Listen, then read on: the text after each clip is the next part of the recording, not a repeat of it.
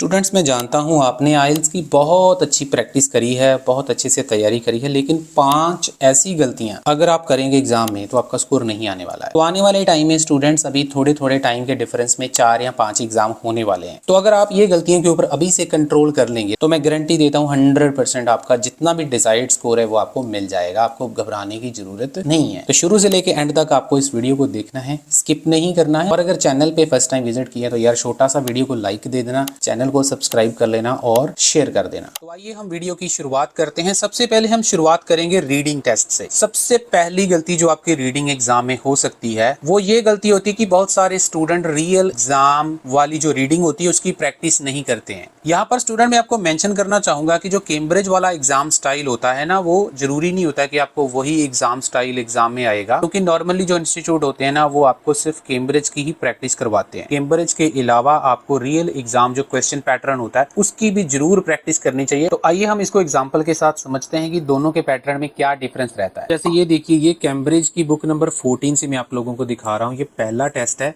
और यहाँ पर ये फर्स्ट पैसेज है। यहाँ पे देखिए, आप लोग इसके क्वेश्चंस को देखिए। ये जो पहले 8 क्वेश्चन है ये आपको ब्लैंक्स दिखाई दे रही होंगी। देखिए यहाँ पर ये 8 क्वेश्चन जो हैं वो आपको ब्लैंक्स दिखाई दे रही होंगी। और उसके बाद देखिए ये आपको 4-5 जो हैं वो आपको ट्रू फॉल्स दिख रहे हैं। उसी प्रकार से ये जो सेकंड पैराग्राफ है, पैसेज है, इसमें आपको विच पैराग्राफ कंटेन्स वाले क्वेश्चन हैं। और नीचे जो आपको 19-20 नंबर क्वेश्चन दिख रहे हैं ये थोड़े मैचिंग वाले हैं। और उसके साथ ये समरी है, समरी भी काफी ज्यादा इजी है। थर्ड पैसेज जो है एज यूजुअल थोड़ा सा डिफिकल्ट लैंग्वेज में है। इसके जो क्वेश्चन टाइप आपको स्क्रीन के ऊपर दिख रहे हैं वो भी थोड़ी सी डिफिकल्ट है। ठीक है, ये आप लोग यहाँ पे देख सकते हैं। जैसे येस नो नॉट गिवन है और उसके साथ एक समरी है, लेकिन ये समरी इजी वाली है। लेकिन वहां पर अगर हम रियल एग्जाम पैसेजेस की बात करें, ये देखिए बेबी मेहमत वाला पैसेज जिसके ऊपर मैंने वीडियो भी बनाया था, ये अक्टूबर मंथ में आपको एग्जाम में आया था 2023 में। अब ये देखिए यहाँ पर जो आपको क्वेश्चंस दिखाई दे रहे हैं ना, ये 3 प्रकार के हैं। मतलब मेरा कहने का ये है कि ये पहला पैराग्राफ है और यहाँ पर 3 प्रकार के क्वेश्चन है। एक ये है क्वेश्चन टाइप, दूसरी ये वाली क्वेश्चन टाइप है जिसमें यहाँ पर ये राइटर वगैरह आपको मैच करने हैं,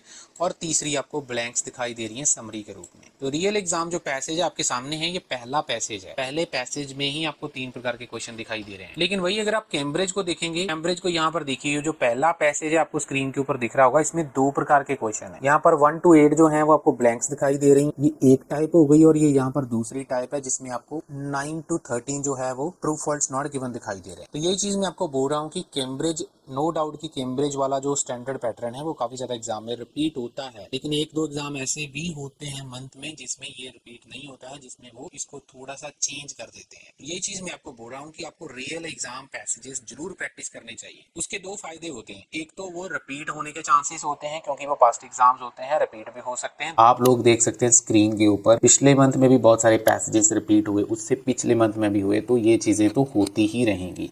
अगर आप प्रेडिक्शन बाई करते हैं उसका आपको फायदा जरूर मिलेगा। प्रेडिक्शन मटेरियल की अगर मैं बात करूं तो आपको, चाहे आपका एग्जाम एकेडमिक का है चाहे आपका एग्जाम जनरल का है, आपको 20 लिसनिंग्स मिलेंगी, 22 से 23 जो है रीडिंग के पैसेजेस मिलेंगे, राइटिंग के टास्क मिलेंगे और राइटिंग के टेम्पलेट मिल जाएंगे। क्यू कार्ड की बात कर लेता हूँ।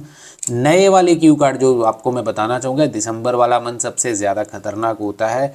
इसमें क्यू कार्ड चेंज होते हैं, तो वो सारे आपको लेटेस्ट जितने भी ट्रेंडिंग क्यू कार्ड होंगे या पार्ट 1 के क्वेश्चन वो साथ में आपको मिलते रहेंगे, ये आपको फायदा मिलेगा। दूसरे नंबर पर आपको क्वेश्चन का स्टाइल पता चल जाता है। अब हम बात करते हैं दूसरी गलती की। रीडिंग एग्जाम में आपको रीडिंग पैटर्न को लेकर भी बहुत सारी गलतियां हो सकती हैं। देखो स्टूडेंट, 2 प्रकार के पैटर्न होते हैं। सबसे पहले मैं बात करूंगा स्टैंडर्ड पैटर्न की। अब ये स्टैंडर्ड पैटर्न क्या होता है, जिसमें आपका जो पहला पैसेज होता है वो काफी ज्यादा ईजी होता है, दूसरा पैसेज मॉडरेट होता है और तीसरा पैसेज मॉडरेट टू डिफिकल्ट होता है। अगर एक मंथ में 5 एग्जाम हो रहे हैं ना, तो 5 एग्जाम में से 3 एग्जाम आपको इसी पैटर्न में देखने को मिलेंगे। लेकिन ऐसा जरूरी नहीं है कि ऐसा हर बारी ऐसे ही पैटर्न में आपको एग्जाम आए। कई बारी एग्जामिनर क्या करते हैं कि वो पैटर्न को थोड़ा सा रिवर्स कर देते हैं। मतलब जो फर्स्ट पैसेज होता है उसको मॉडरेट कर देंगे, सेकंड वाले को मॉडरेट टू डिफिकल्ट कर देंगे और लास्ट वाले को इजी कर देते हैं, जिसका सीधा सीधा इफेक्ट आपका पड़ता है कि आपका जो ज्यादा टाइम होता है वो पहले 2 पैसेजेस में ही निकल जाता है। तक आप तीसरे पैसेज पे पहुंचते हैं, आपके पास टाइम इतना होता ही नहीं है कि आप उसको सॉल्व कर पाए, हालांकि वो पैसे काफी ज्यादा इजी होता है। एक्चुअल में ये एग्जाम डिफिकल्ट नहीं था, ना ही क्वेश्चन डिफिकल्ट थे। सिर्फ एग्जामिनर ने क्या किया कि ये वाला जो पैटर्न था सेकंड और थर्ड पैसेज वाला जो पैटर्न था उसको फर्स्ट और सेकंड में कन्वर्ट कर दिया, और जो फर्स्ट पैसेज जो कि काफी ज्यादा इजी होता है उसको उसने थर्ड पैसेज पे रख दिया। लेकिन आप लोग अपना माइंड इस प्रकार से प्रिपेयर करके गए थे कि आपको एग्जाम में स्टैंडर्ड पैटर्न ही आएगा, तो स्टैंडर्ड पैटर्न की तैयारी करके गए थे, लेकिन एग्जाम में जाके आपको ट्रिकी पैटर्न आ गया तो आप लोग फंस सकते हैं। तो इस सिचुएशन से बाहर निकलने के लिए मैं आपको बताना चाहूंगा स्टूडेंट, इंस्टीट्यूट वाले तो बिल्कुल भी आपको ऐसी प्रैक्टिस नहीं करवाते हैं, ये बात बिल्कुल कंफर्म है। तो मैं आपको बताना चाहूंगा ये सारी चीजें हम अपने क्रैश कोर्स में कवर कर देते हैं। अगर आप लोगों ने एग्जाम बुक किया है तो आप लोग हमारा क्रैश कोर्स भी बाय कर सकते हैं। सबसे पहले मैं आपको ना कुछ रिजल्ट दिखाना चाहती हूँ। हमारे रिजल्ट्स क्रैश कोर्स के हैं और प्रेडिक्शन पीडीएफ के हैं। ये देख सकते हैं आप स्टूडेंट्स के कितने अच्छे रिजल्ट्स जो हैं वो हमें सेंड कर रहे हैं। तो आप भी बिल्कुल ऐसे रिजल्ट एक्सपेक्ट कर सकते हैं। आपको नंबर दिख रहा है स्क्रीन के ऊपर, क्रैश कोर्स लेने के लिए आप हमारे साथ कॉन्टेक्ट कर सकते हैं। इसमें हमने सारा कुछ कवर किया हुआ है, 8 घंटे की वीडियोज़ हैं और साथ में आपको प्रेडिक्शन सारे मॉड्यूल्स की फ्री ऑफ कॉस्ट मिल जाएगी। 1500 का ये कोर्स रहेगा। यहाँ पर आप चेक कर सकते हैं, इन्होंने हमसे प्रेडिक्शन वगैरह लिया था, इनको काफ़ी यहाँ पे हेल्प मिली है। उसी प्रकार से एक और रिजल्ट आप लोग यहाँ पे देख सकते हैं कि ओवरऑल 6.5 आया है। इसके बाद जो नेक्स्ट चीज आपसे गलती हो सकती है वो है स्ट्रिक्ट टाइम मैनेजमेंट। अब खुद सोच के देखिए, तो आपके पास हार्डली 4 या 5 दिन बचे हैं, तो अगर आप लोग स्ट्रिक्ट टाइम मैनेजमेंट के अंडर आपकी प्रैक्टिस ही नहीं करेंगे तो आपका एग्जाम कैसे क्लियर होगा। तो मैं आप लोगों को स्ट्रिक्टली एडवाइस करूंगा कि आपके पास जितने भी दिन बचे हैं आप अपनी प्रैक्टिस स्ट्रिक्ट टाइम मैनेजमेंट में ही करें। कोशिश करें आपकी रीडिंग 58 मिनट में खत्म हो जाए और उस 58 मिनट के अंदर ही आपको अपने आंसर भी साथ में ट्रांसफर करने हैं। ये वाली गलती भी हम लोग प्रैक्टिस के टाइम पे करते रहते हैं। रीडिंग तो कर लेते हैं लेकिन हम आंसर ट्रांसफर नहीं करते और हमें लग रहा होता है कि हम 1 घंटे में कर लेंगे, लेकिन जब आप लोग एग्जाम में जाएंगे ना तब आपको पता चलेगा कि वहां पे टाइम की घड़ियां बहुत ज्यादा तेज भागती हैं।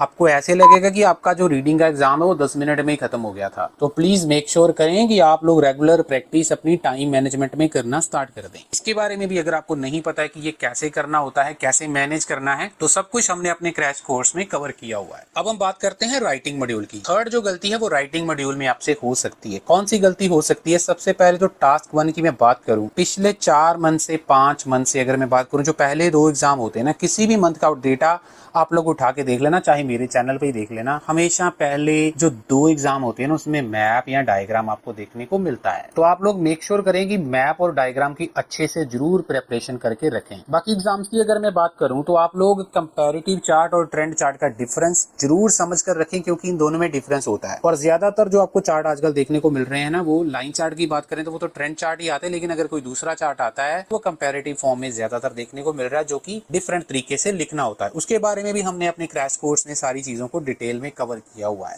हम बढ़ते हैं अपनी 4th मिस्टेक की तरफ, वो भी राइटिंग मॉड्यूल को ही लेकर है। सबसे पहले तो मैं बताना चाहूंगा, अगर मैं टास्क 2 की बात करूं, चाहे वो आपका एग्जाम एकेडमिक का है या फिर जीटी का है, तो बहुत सारे स्टूडेंट क्या करते हैं, वो अपने आंसर को पार्शियली आंसर कर देते हैं। पार्शियली का मतलब क्वेश्चन के सारे पार्ट्स को कवर नहीं करते हैं।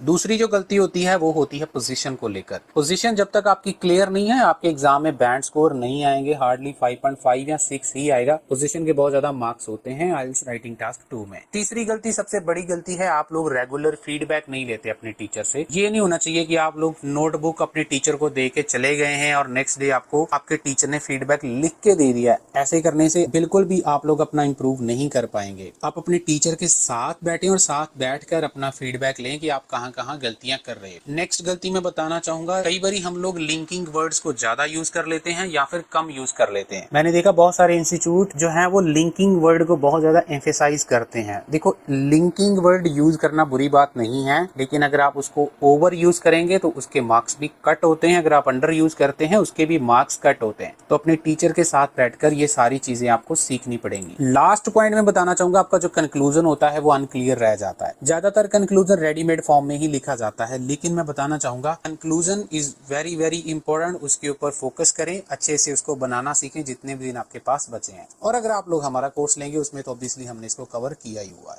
और लास्ट में बताना चाहूंगा, आप लोग रियल एग्जाम क्वेश्चन की जरूर प्रैक्टिस करें, क्योंकि वो रिपीट भी होते रहते हैं। तो अगर आप लोग हमारा क्रैश कोर्स बाय करेंगे, डेफिनेटली आप उसके साथ आपको ये सारी चीजें उसके साथ हम प्रोवाइड कर देते हैं। अगर आपको सिर्फ प्रेडिक्शन चाहिए तो वो आपको 499 में मिल जाएगी। अगर आपको क्रैश कोर्स चाहिए वो 1500 का है, और उसके साथ में ये सारी चीजें आपको प्रेडिक्शन वगैरह फ्री में मिल जाती है। जाते जाते बात हम थोड़ी सी लिसनिंग की भी कर लेते हैं। देखो स्टूडेंट, वन वर्ड एंड और ए नंबर का कॉम्बिनेशन जून मंथ में देखने को मिलेगा, जरूर इसकी प्रैक्टिस कर लेना। बहुत वीडियोस मैंने इसके ऊपर ऑलरेडी बनाई है। में डिफरेंस क्या होता है, थर्ड सेक्शन और फोर्थ सेक्शन की स्पीड थोड़ी सी फास्ट आएगी, क्योंकि रिसेंट जो एग्जाम निकल कर गया है ना अभी 18 मई को जो एग्जाम हुआ, उसकी स्पीड बहुत ज्यादा फास्ट थी। तो थर्ड और फोर्थ सेक्शन की स्पीड 1.25 के ऊपर जरूर प्रैक्टिस कर लेना। ऑनलाइन क्लासेस के लिए भी आप हमारे साथ कांटेक्ट कर सकते हैं। इस वीडियो को ज्यादा से ज्यादा शेयर कर देना, लाइक कर देना और चैनल को सब्सक्राइब कर लेना। आने वाले टाइम में जितने भी चेंजेस आने वाले हैं क्यू कार्ड वगैरह में, सारे अपडेट्स आपको टाइमली मिलते रहेंगे।